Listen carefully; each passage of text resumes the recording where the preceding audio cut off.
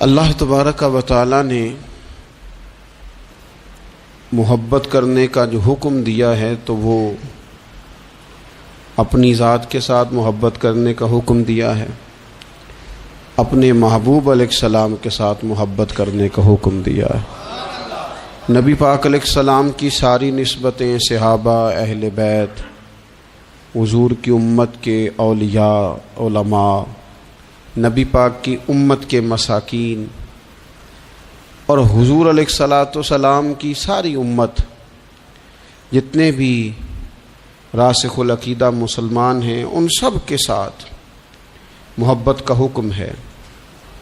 یہ ساری محبتیں اللہ رسول کی محبت ہی کی وجہ سے ہیں، رب رسول کے حکم ہی کے سبب سے ہیں کہ انسان ماں باپ سے محبت کرے، بہن بھائیوں سے محبت کرے، اہل خانہ سے محبت کرے، بیوی بچوں سے محبت کرے۔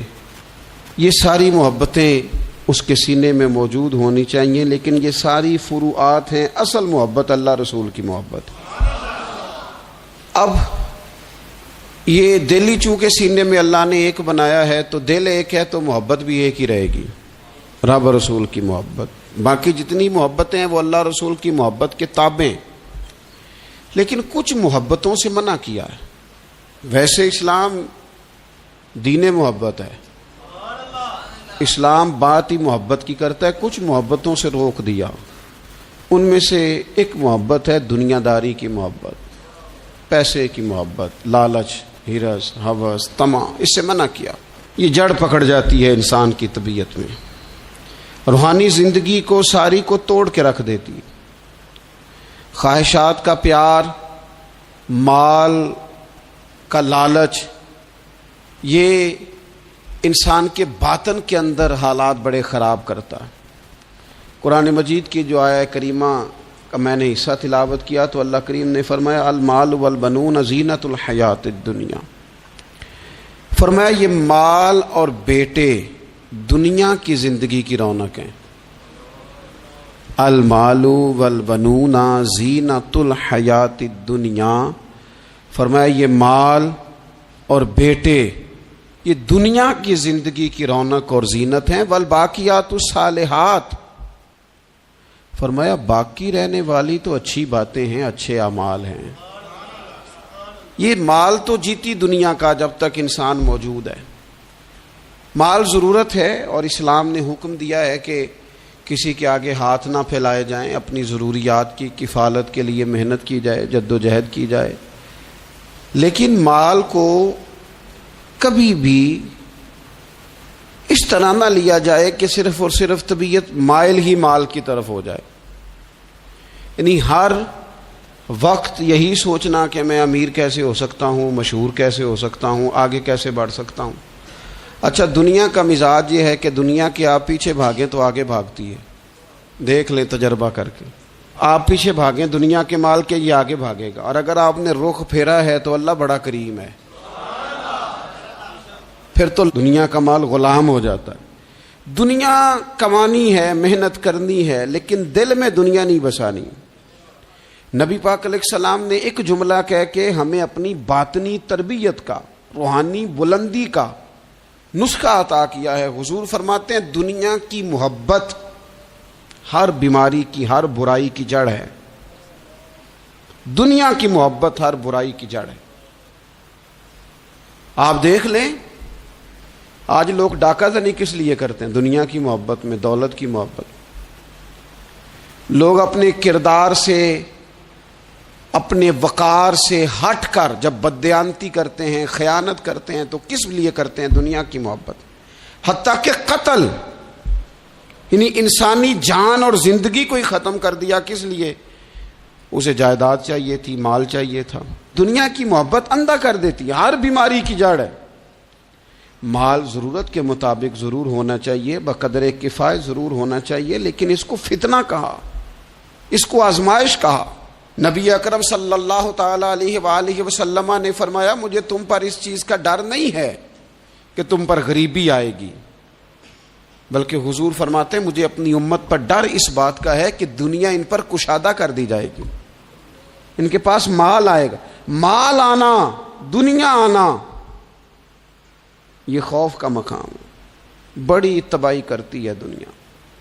مال جہاں جہاں آیا ہے فتنہ بھی آیا ہے، اختلاف بھی آیا ہے، حسد بھی آیا ہے، اور بہت سارے مالداروں کے پاس تکبر بھی آیا ہے، الا ماشاءاللہ، غرور بھی آیا ہے، انا نے بھی جنم۔ یہ سارے فتنے مال کی وجہ سے۔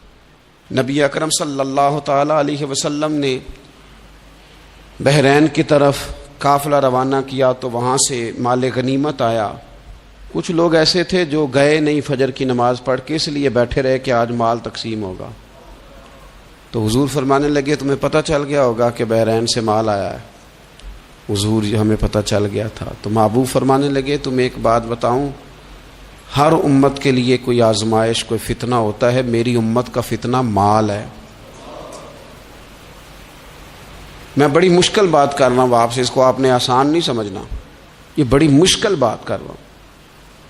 پیسوں کی محبت نہ ہو دل میں، پیسوں کی محبت نکال دیں۔ یہاں تو میرے بھائی چھوٹے چھوٹے لوگوں نے بتا دیا ہے کہ بڑا نوٹ کون سا ہوتا ہے اور چھوٹا کون سا ہوتا ہے۔ یہاں تو ہر چیز تلنے لگی ہے۔ یہاں تو جس کی نظر اللہ ماشاءاللہ کمزور ہے نا، نوٹوں کی پہچان اسے بھی ہے، لوگ ٹٹول کے دیکھ لیتے ہیں کہ کون سے والا ہے۔ یہ ان چیزوں سے تھوڑا سا اپنے آپ کو باہر نکالنے، ضرورت کی حد تک جو چیز بھی رہے وہ ٹھیک ہوتی۔ تو مال آزمائش ہے، یہ حضور علیہ الصلوۃ والسلام نے فرمایا۔ یہ ذرا حدیث کا عنوان دیکھیے اور انداز دیکھیے حضور کی گفتگو کا۔ نبی پاک علیہ الصلوۃ والسلام فرمانے لگے دو بھوکے بھیڑیے، خالی بھیڑیا بھی خطرناک ہوتا ہے اور الٹا بھوکا بھی ہو۔ فرمایا دو بھوکے بھیڑیے بکریوں کے ریوڑ میں چھوڑ دیے جائیں، اتنی تباہی نہیں کرتے جتنی مال کی اور شہرت کی محبت آدمی کے دل میں تباہی کرتی ہے۔